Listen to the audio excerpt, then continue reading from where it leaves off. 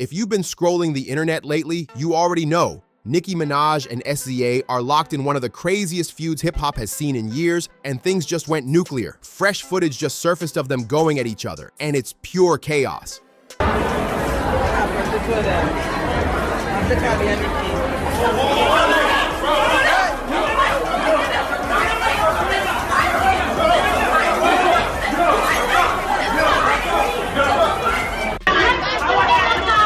But that's not even the half of it.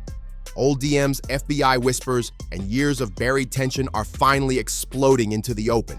Here's how it all popped off. When two queens clash, it ain't just sparks, it's fireworks. The moment that flipped the game, a random Tuesday in the summer of 2025, when Nicki decided to wake up and choose war on X. But instead of firing at her usual rivals like Cardi B or Megan Thee Stallion, Nicki took aim at someone no one expected, Terrence "Punch" Henderson, the president of Top Dog Entertainment. Now don't get it twisted, Punch ain't just some label exec sitting in the background. He's the architect who helped build TDE into a straight powerhouse, working with legends like Kendrick Lamar, Schoolboy Q, and of course SZA herself. It all started around 12:35 p.m. Eastern Daylight Time when Punch dropped what looked like a harmless promo tweet for a track called Broken Barbies by an artist named I Am Lyric. Just a simple push, nothing major, right? Wrong.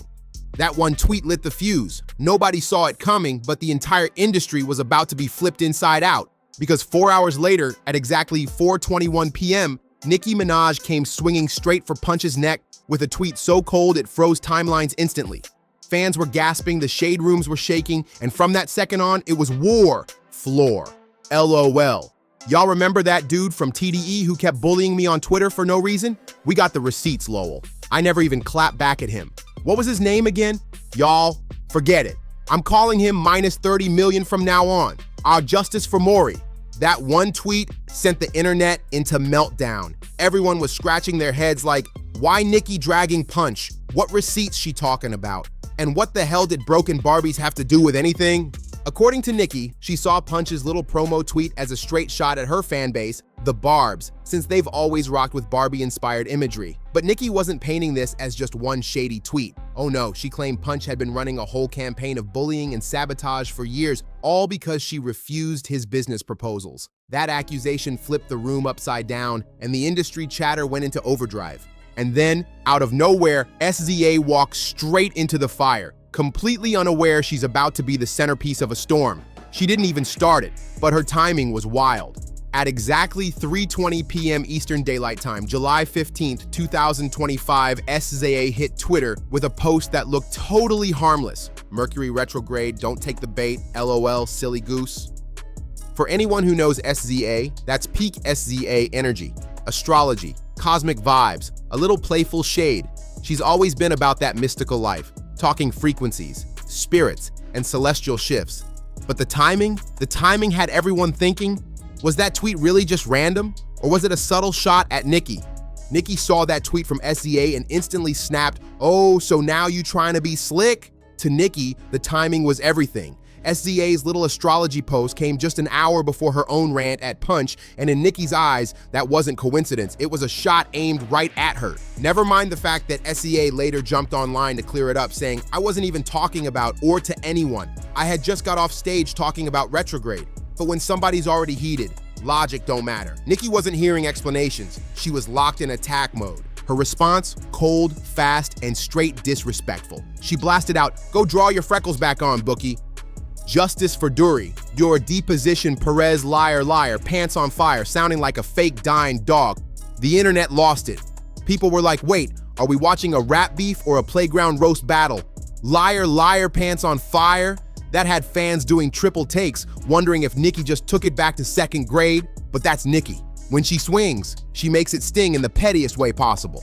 Today, SZA entered the chat again in this Nicki Minaj back and forth, and she dropped text messages from Nicki Minaj, and she says that these text messages will show that Nicki absolutely does know her music and what she contributes, because Nicki Minaj asked for features twice to no response, in addition to rapping my lyrics on Feeling. And she didn't stop there. Nicki doubled down, saying SZA looked and sounded like she just got stung by a swarm of bees. The shade was relentless, and the disrespect was loud. But here's the thing. SZA might give off that calm, mystical, earth goddess vibe, but don't get it twisted. She's no pushover. When you corner her, she comes with claws, and Nicki had just pushed her into that corner. At first, SZA tried to keep it cool but firm. I don't give a fuck chance about none of that. Weird you popping. She brushed it off, but as Nicki's attacks kept stacking, SZA switched gears. She wasn't just defending anymore. She was ready to pull receipts, and when she did, whew, it shook the entire internet.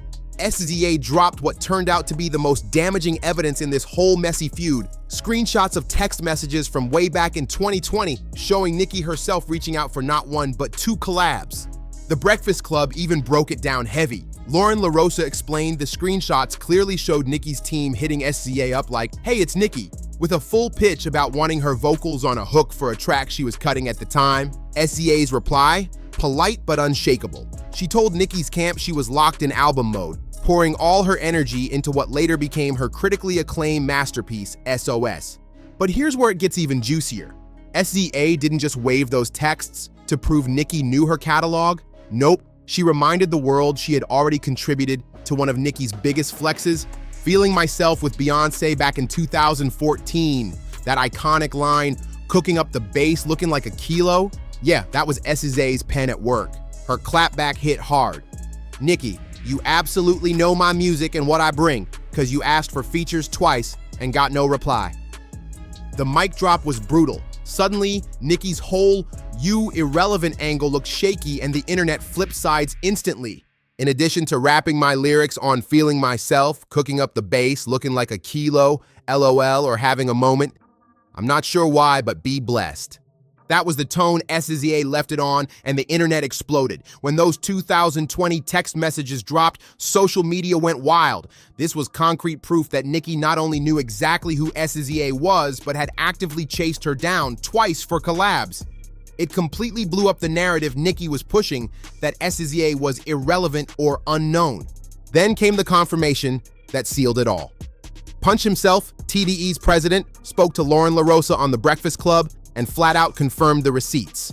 He revealed Nicki really did reach out about locking SZA in for a feature, but at the time, SZA was buried in album mode, locked in on what would eventually become SOS. She wasn't ignoring Nicki. She was building history.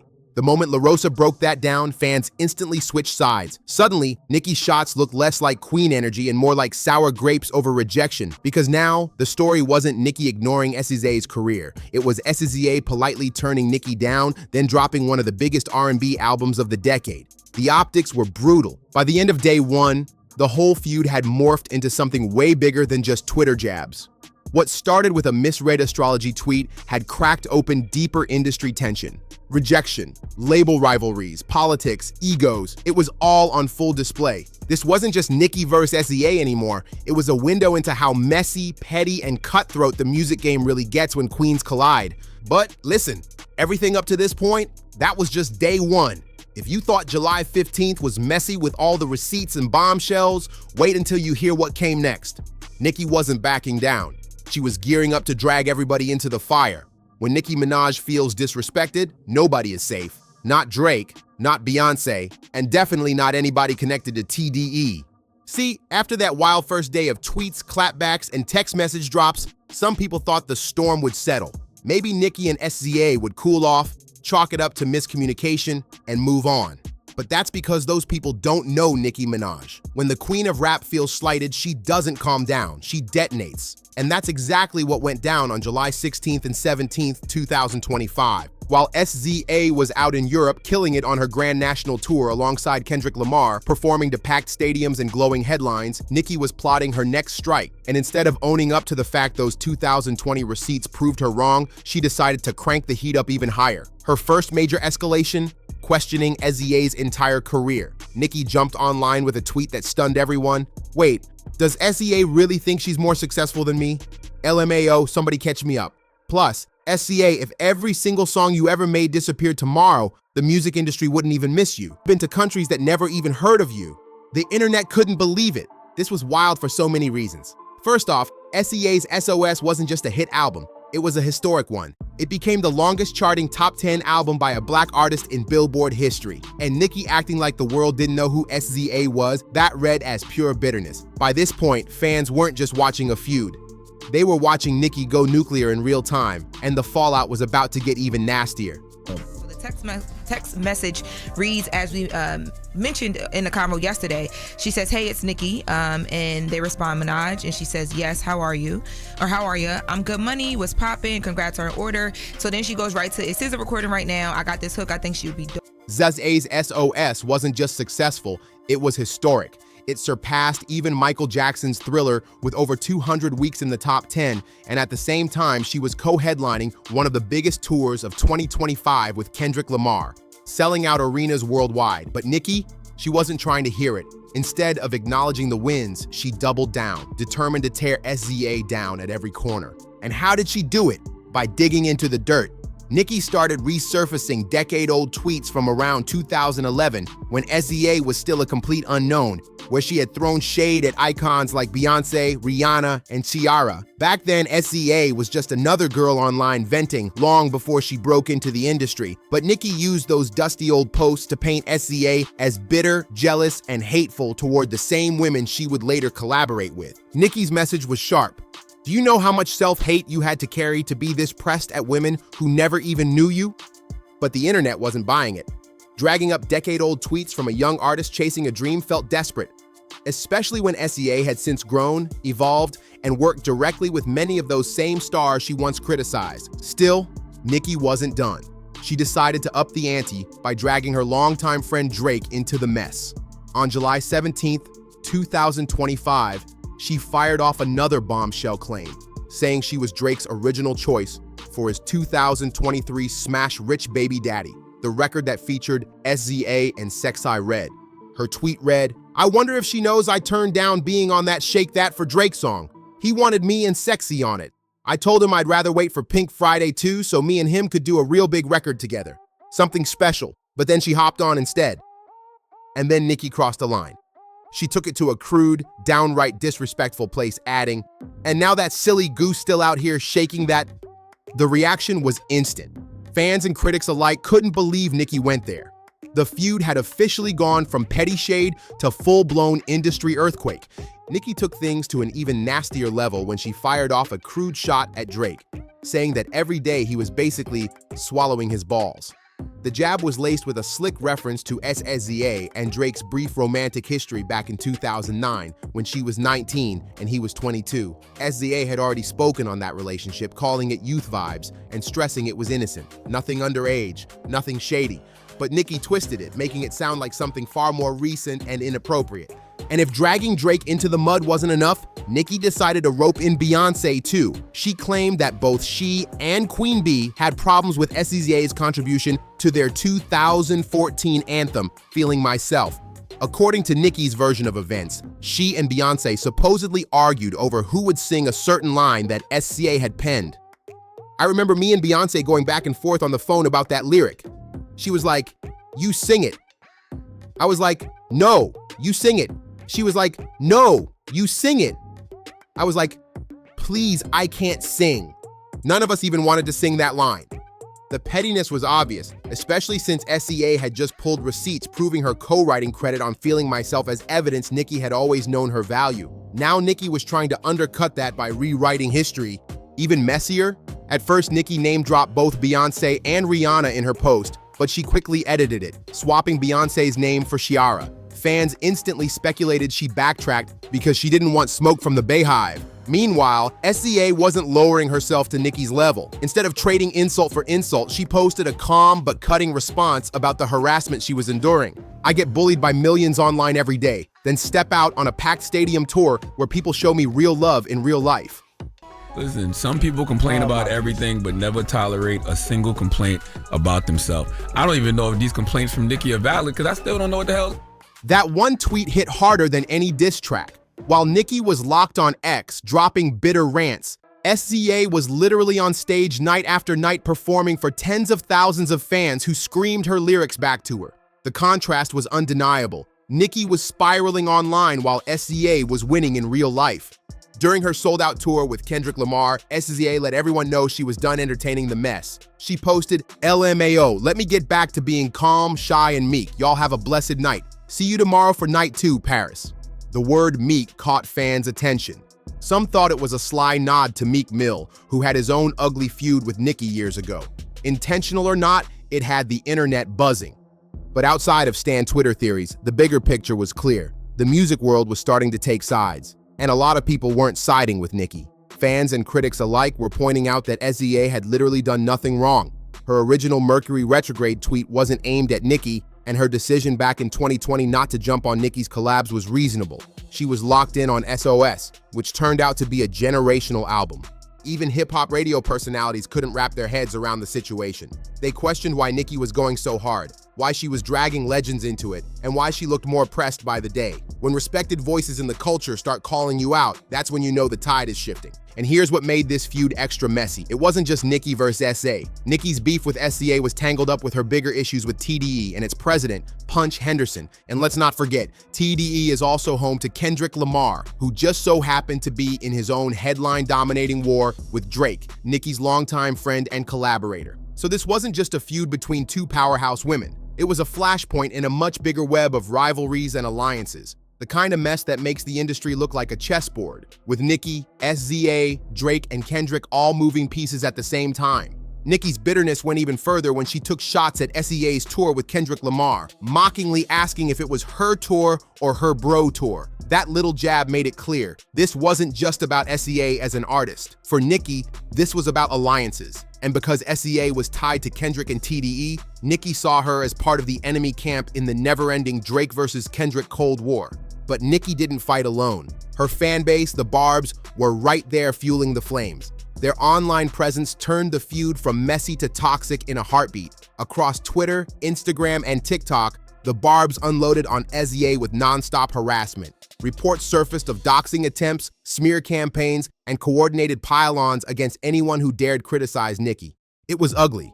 What should have been just a clash between two powerhouse women in music quickly turned into an example of how toxic stan culture can spin out of control, blurring the line between entertainment and outright bullying. SZA's earlier tweet about millions bullying me online wasn't just exaggeration. This was her real life in the middle of a world tour. By the night of July 17th, it felt like maybe things were cooling down. SZA had made it clear she was stepping back, focusing on her shows, and refusing to let the noise overshadow her wins. Nicki had already aired her shots, dragged her receipts, and ranted to her satisfaction. For a moment, it looked like the storm was finally dying out. But just as the dust began to settle, a new voice jumped into the chaos. And this time, it wasn't another rapper or even a big-name exec. No, this time it was someone directly tied to TDE. And what they said would blow the lid off everything, dragging this feud out of the world of petty tweets and into the hands of law enforcement and government officials. Because on July 18th, 2025, the Nicki versus SZA feud went nuclear, and hip-hop learned that when beef turns federal, there really is no bottom to how deep this drama can go. I was thinking about that this morning. I was doing my makeup. Like, are any of these complaints valid, and how do I know? Because it's so much, and it's been going on for like weeks with Nicki Minaj. What began as a silly misread tweet about Mercury retrograde was about to spiral into something no one in hip-hop saw coming: FBI involvement, a Florida congresswoman, and allegations of criminal threats. This wasn't rap beef anymore. It was starting to look like a courtroom drama in the making. While SZA was trying to stay far away from the chaos and lock in on her sold-out European tour, a TDE affiliate named MWP decided to throw himself into the fire. During a live stream, he casually dropped a line that would set the internet ablaze. "Nicki, relax, before you get put in the blender like your boy did." Now, for anyone who follows rap, the meaning was obvious. The "your boy" reference, that was Drake. And "put in the blender," that's hip-hop slang for getting lyrically annihilated. Exactly what Kendrick did to Drake in 2024 with tracks like Not Like Us. It's about getting cooked in a battle, not literally harmed. But Nicki wasn't hearing it that way. To her, this wasn't rap talk, it was a threat. And she reacted like never before. Within hours, Nicki reposted the live stream clip on X, tagging the FBI and Florida Congresswoman Anna Paulina Luna. Her caption read, "At MWP, did you just threaten to harm me? AFBI, I want this man investigated immediately." The move stunned hip-hop. A rap superstar had just escalated a Twitter feud into a federal issue. What most fans recognized as standard battle rap lingo, Nicki was framing as a criminal threat. Suddenly, this wasn't about her beef with SZA anymore. It was about federal agencies, politicians, and whether rap slang could be treated as real-world danger. The game had changed. What started with astrology tweets and petty shade was now sitting in the FBI's lap, and the whole culture was left asking, how far is Nicki willing to take this? At this point, it was clear. Nicki wasn't just sparring with SZA anymore. She felt threatened by the entire TDE camp, and her decision to tag Congresswoman Ana Paulina Luna was telling. Luna, a Republican rep out of Florida, was known for weighing in on hot-button political issues. But hip-hop beef? That wasn't even close to her lane. Nicki reaching out to her specifically showed she wasn't just trolling, she was dead serious about pushing this through official channels. But the blowback was immediate. The second Nicki tried to turn rap slang into a federal issue, the hip-hop community snapped back. Fans, DJs, and media voices were saying the same thing, calling the FBI over what looked like battle rap lingo was crossing a line. Hip-hop has always had its own code. You handle beef inside the culture. Once you drag in law enforcement, it's seen as violating one of the oldest unwritten rules in the game. Even radio personalities were struggling to explain it. They openly questioned whether Nicki had overreacted. After all, hip-hop has always thrived on sharp, aggressive wordplay and metaphorical violence. To treat that as a literal threat and then involve federal agents felt like setting a dangerous precedent that could change the culture forever. Meanwhile, SZA's energy couldn't have been more different. While Nicki was spiraling into FBI tags and political outreach, SZA stayed grounded, calm, and unbothered. She didn't drag the beef, she didn't make it bigger. She just kept her focus on her tour, selling out arenas and soaking up love from fans across Europe. And that contrast said it all. On one side, chaos and desperation. On the other, calm and success. As the feud spun further out of control, SZA's silence spoke louder than any tweet ever could. SZA's final word on the feud was both graceful and cutting. I get bullied by millions online every day. Then I step out on a packed stadium tour where people show me real love in real life. That line hit like a mic drop. It underlined the gap between Twitter chaos and real-world wins. While Nicki was melting down online, SZA was shining on stage, selling out arenas across Europe. Her choice to stay focused on her music instead of trading barbs proved maturity, professionalism, and strength. And the industry noticed. Fans, peers, even critics respected how she handled it. Meanwhile, Nicki was tweeting about FBI probes and government officials. But SZA, she was standing in front of 50,000 plus screaming fans every night, living proof that success is the sharpest clapback of all. To really understand why this feud spun so far out of control though, you've got to zoom out. This was never just Nicki Minaj versus SZA. It was about the battle lines carved deep into the music industry. Nicki's loyalty to Drake automatically put her at odds with TDE, the camp led by Kendrick Lamar. And with SZA being one of TDE's crown jewels, she became collateral damage in that bigger war. Remember, Kendrick and Drake's 2024 clash wasn't just a rap beef, it was a cultural earthquake. Not Like Us turned into an anthem, and Drake's reputation took a hit. So when MWP referenced Drake getting put in the blender, Nicki didn't hear hip-hop slang. She heard old wounds being ripped back open. And then there were Nicki's wider issues. Her long-running tension with Jay-Z, Roc Nation, and CEO Desiree Perez, which she kept referencing with hashtags like #JusticeForMaury. All of it added layers to this feud. It wasn't random. It was part of a bigger web of grudges, power struggles, and industry politics that had been simmering for years. This wasn't just a feud, it was the tip of a much larger iceberg, and Nicki vs. SZA just happened to be where it cracked wide open. The role of Nicki's fan base, the Barbs, cannot be overstated. Their non-stop attacks on SZA across every corner of social media created an atmosphere of harassment that went way beyond your usual fan disagreements. What we witnessed was stan culture at its darkest. Coordinated harassment campaigns, doxing attempts, and amplifying the absolute worst impulses of their favorite star. When millions of fans are ready to swarm anyone their idol even hints is an enemy, it stops being fun and turns toxic fast. And for SZA, that toxicity wasn't just online noise, it had very real consequences. At the end of the day, all of this chaos could have been avoided with one simple thing: communication. If Nicki had just reached out to SZA directly to clear up that Mercury retrograde tweet, or processed her frustration about the 2020 collab rejection privately instead of blasting it on Twitter, we wouldn't be here.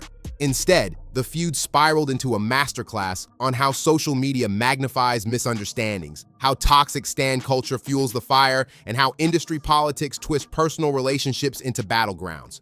Through it all, SZA showed grace under fire. She proved that sometimes the best clapback isn't words, it's success. Sold out stadiums, screaming fans, history-making records. While Nicki ranted about the FBI, SZA was busy turning arenas into temples of love and energy. The Nicki Minaj versus SZA feud of July 2025 will be remembered as more than just a messy beef. It's a cautionary tale about social media's dangers, the dark side of stan culture, and why maturity matters when every disagreement can be turned into clickbait. In a world where everything is content, maybe the real game is knowing when to log off and focus on what actually matters: the music, the fans, and the positive energy you can bring to the world. And that's how a single tweet about Mercury retrograde spiraled into a federal case. Like the saying goes, the game is to be sold, not told. But sometimes, the smartest move is knowing when not to play at all. If you rocked with this breakdown, make sure to like, share, and subscribe, and we'll see you on the next one.